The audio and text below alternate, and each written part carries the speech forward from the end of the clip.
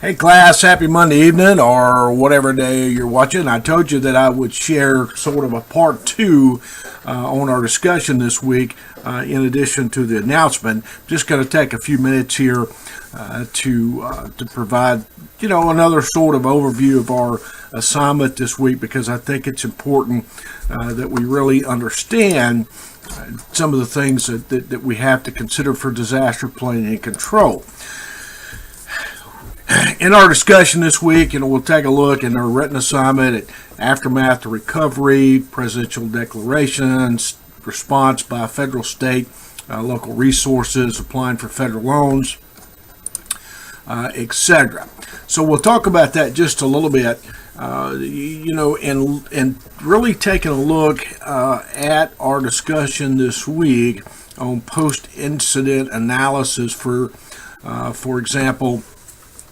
Post-incident analysis is very important for us to better understand what we did right, what we did wrong within our response. And I think part of that, it really helps us to understand the plans that we've developed. As you've heard me say in the past, one of the things that I always encourage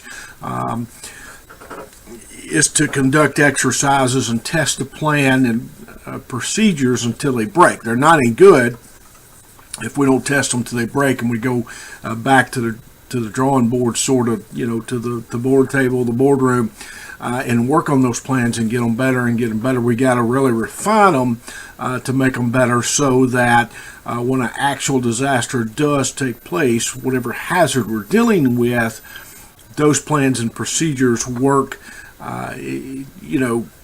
extremely well. Now, there's obviously, no matter the plan or procedures that you build, there's going to be flaws. We're always going to have lesson learned, which brings us to our discussion, and that's post-incident analysis. When we do a hot wash, the way that we really do that, and you may do this on the fire scene, you've probably done these before, is we really get in a room. And we sit down, doesn't matter the size of the room or if it's outside, whatever, and we sit down and we go around to all the responders that are there, and we discuss what happened.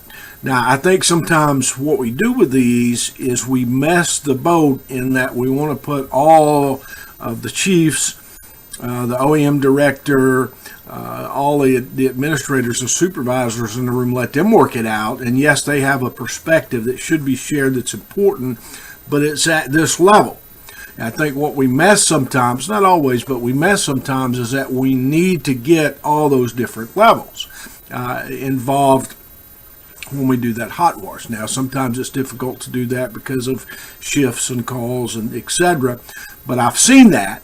Where all the white shirts, get in the room and have this discussion, and that works well, and we put that in a plan and, sort of work on it, but we mess it down here sort of at the boots on the ground level, and I think all those levels are important so that we can go back and revise that plan and figure out what we're doing wrong, what we can do better, what we did right, etc. And I'll tell you, when I go to hot wash, I think those are what's important about those. I want to know about the bad things. I don't want to just sit up in the room and everybody cheer each other on. That's important. But I want to know what did not work well so that we can go back and fix it. If we don't discuss it, if we don't bring those things up, if we don't keep the politics out, then we're not going to be able to get better and address the hazards and the problems that we had in our response this time. It also doesn't help us with post-disaster mitigation. We need that information to help us with post-disaster mitigation. There's a lot of money available in post-disaster mitigation. Right now, there's more money available there than there is in pre-disaster mitigation.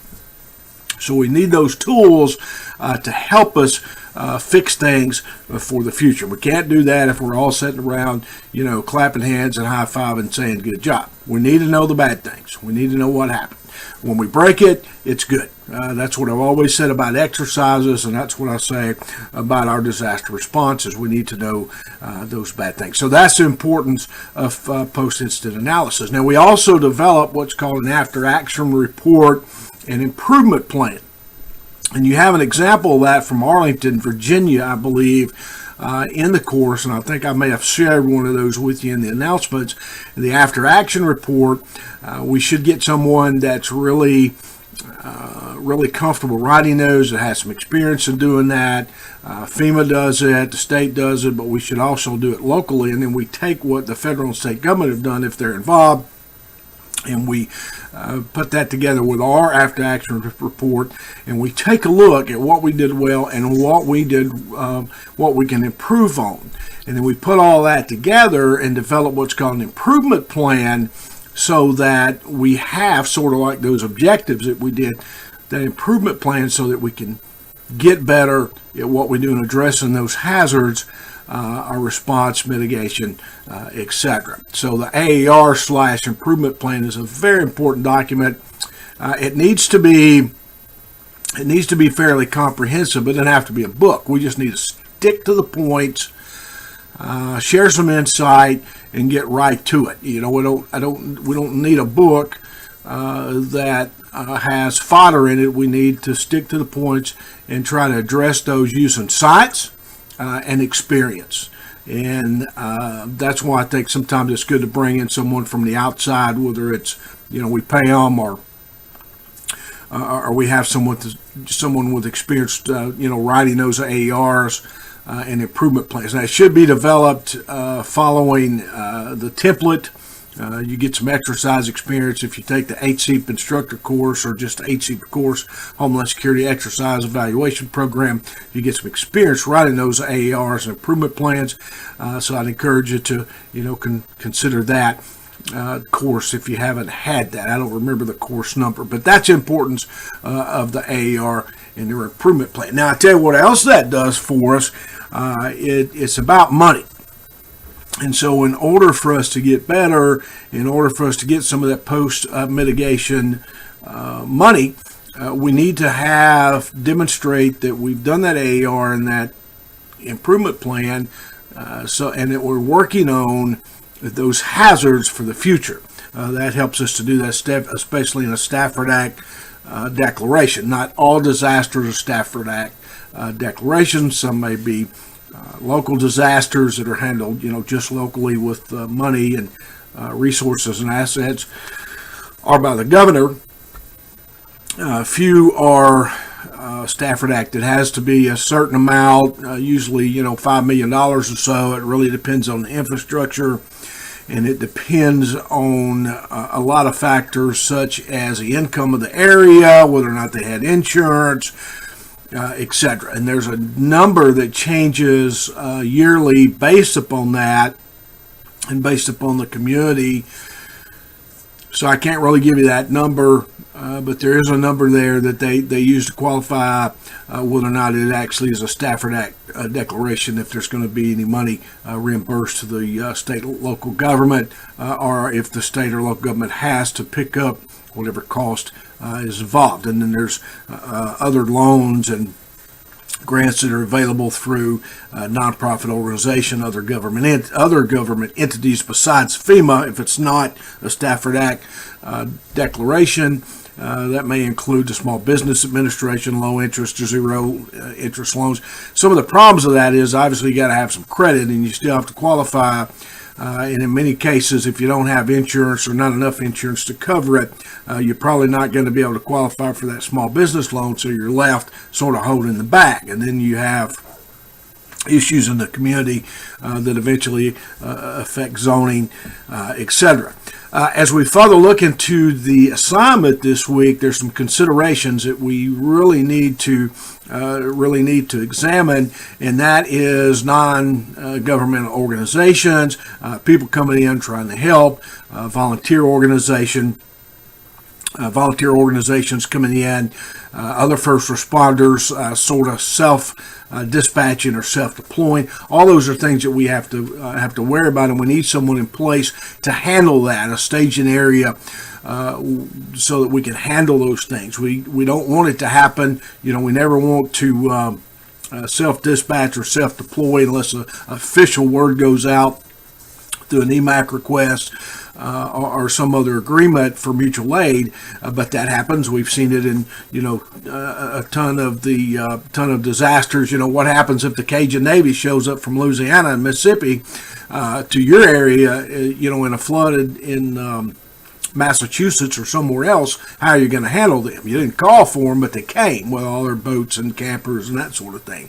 So we have to have some sort of process in place to deal with them, either use them or not use them.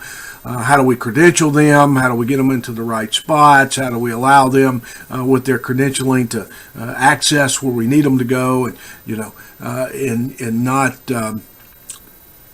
not going to other areas? There's a lot of consideration there that we really need to handle. So in your plans, you need to really think about how you're going to handle those volunteer organizations, people showing up with a ton of clothes that we don't need and we don't have anywhere to put them, medicines, canned goods.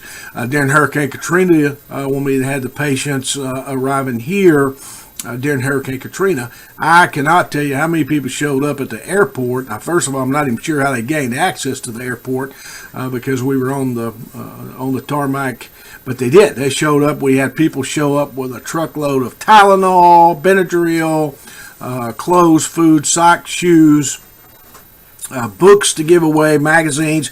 If you could think of it, they showed up with that, trying to give it to us, and we didn't have a good plan initially to manage that.